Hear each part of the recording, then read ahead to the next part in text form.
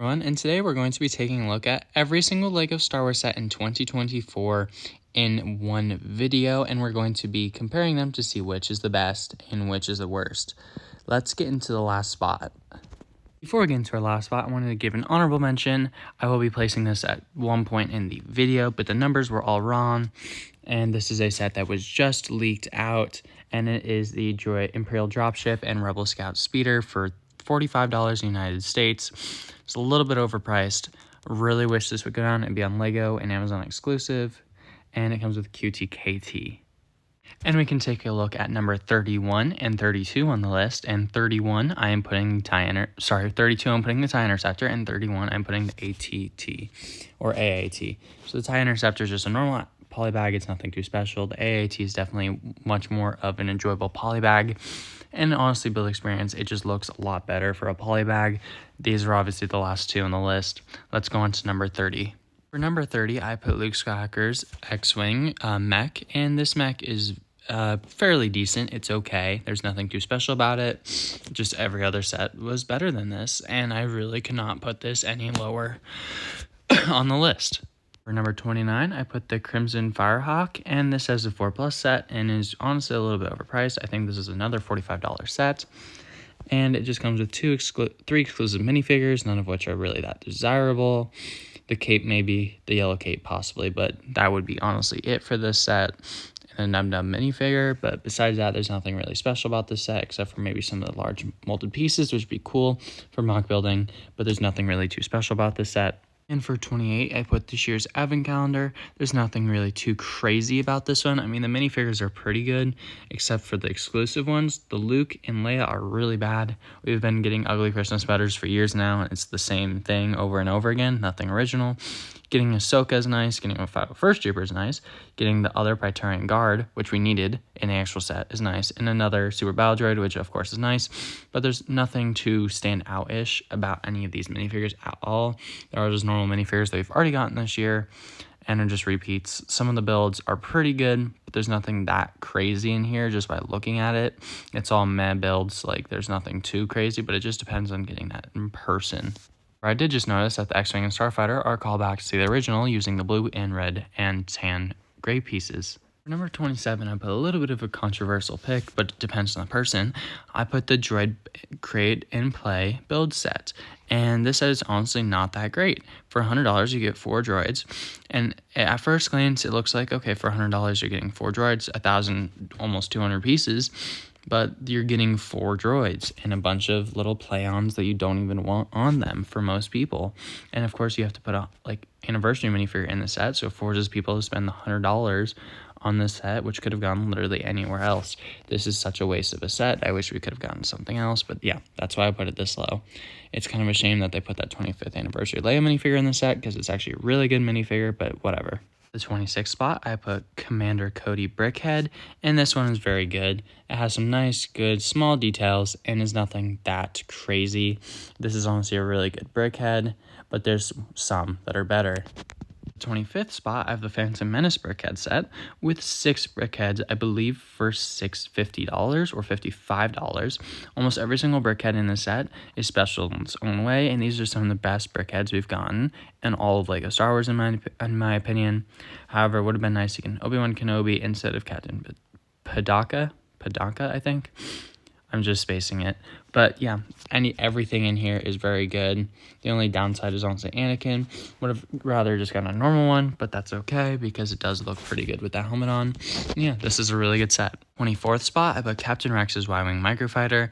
This is a really upsetting set, mostly because they could have made this an actual Y-Wing instead of just this, and put Captain Rex in a lazy $13 set and forget about him. This really should have been an actual Captain Rex's Y-Wing, and it's really frustrating that it's not. The set really should have come with Jesse, Ahsoka, and maybe a few 32nd or 501st Clone Troopers. Now we have this Mos Espa pod race set. I really dislike the set. This is a really lazy attempt at making a pod race diorama set. They should have done the starting line instead of just a bunch of sand pieces.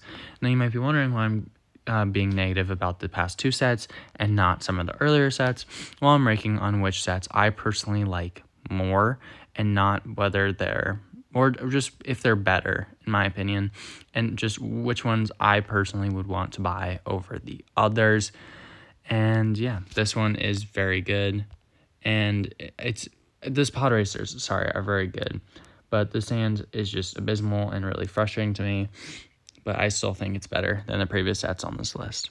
For number 22, we have the Bark Speeder Escape set, and this set is a lazy $30 excuse of a set. There should have been a lot more in here than just the 4 minifigures, I think. I think there should have been at least 1 more Clone Trooper, or maybe 2, but just more than what we've gotten here, and maybe another build. For $30, this is a poor excuse of a set, in my opinion. The minifigures are very good. I don't mind the helmet holes personally. I don't understand why people are annoyed by them, because majority of troopers end up having helmet holes, but whatever. I know they're in the wrong spot, but they work for some of the clone troopers because it's actually the spot they're supposed to be in with the visors. And honestly, it's just fine to have. People need to get used to it. Anyways, we have Carolyn back and the Grogu and his pram, which is definitely nice to get for first time in Lego, but there's nothing too special about the set. $30 is definitely outrageous for this set. Next up, we have the Tantive 4 not boarding hallway scene. This is just the Tantive 4 midi scale set. And this set is definitely good, but its proportions are all over the place, especially the front. So it's hard to really put this where I want to. And it just looks awkward sitting on that stand. But there's some good details to it. I mean, it has some good sticker details. And there's nothing else too crazy about this, in my opinion. Like, the engines look amazing. They always do.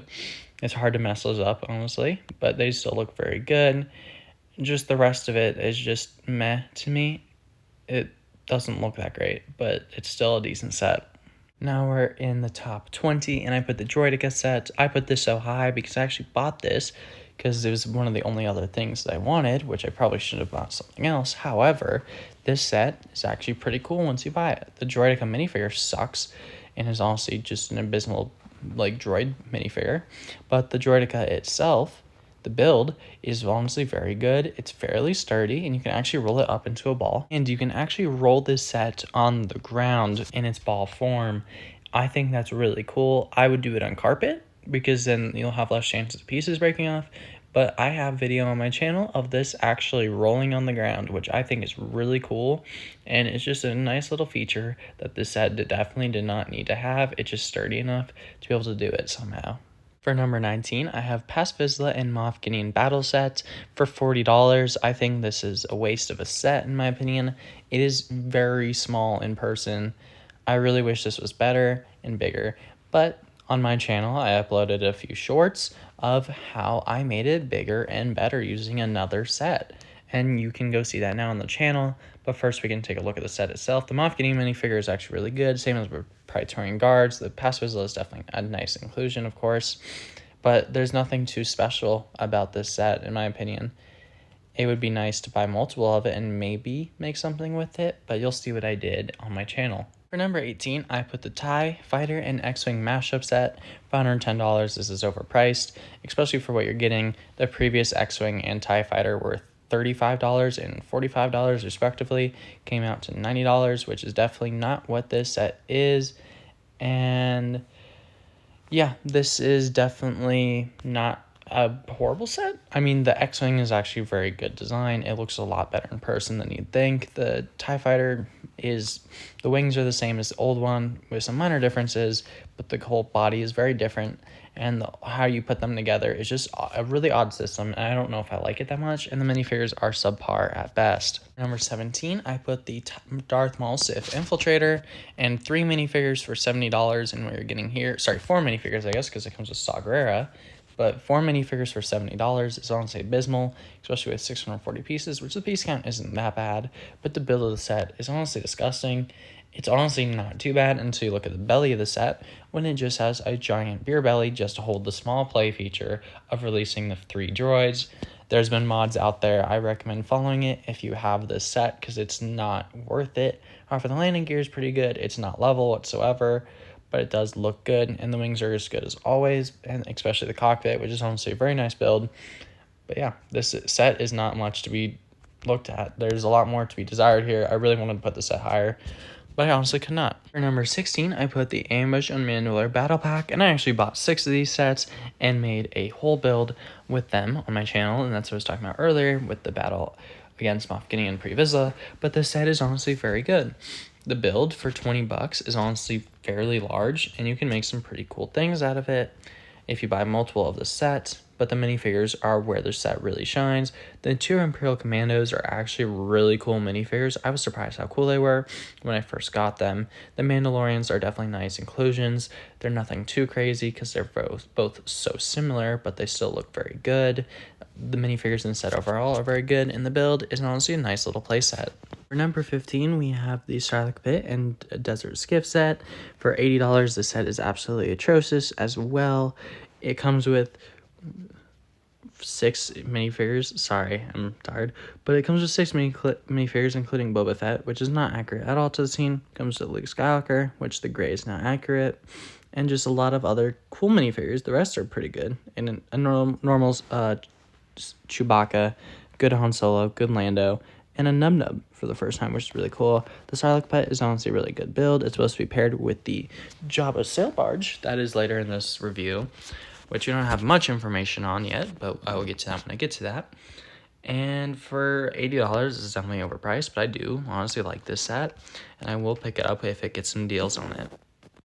For number 14, I put the Invisible Hands, and I honestly really like this set, but there's a little bit to be desired. It's honestly very small. It's $55, which is not too bad whatsoever, but it's still, again, a very small set. It does split right down the middle at the middle section there where the 2 colors meet, and it's not too bad. A play set would have definitely been more desirable, but this is still a very good prequel build that we've never gotten. Number 13, I have the Onyx Cinder, and this set was revealed a while ago.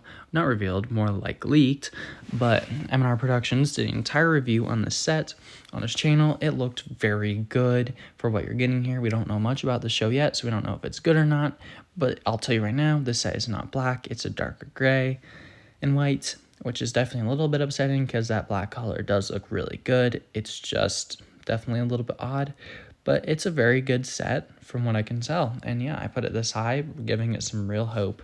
For number 12, I put the Boarding the Tantive 4 set, and this set comes with 6 minifigures, including Captain Antilles, Darth Vader, a 7th, including 5s, 2 Stormtroopers, and 2 Rebel Fleet Troopers, and this set is very good for $55. You're getting the right amount of minifigures and the good size build, which for 500 pieces for $55 is not that bad.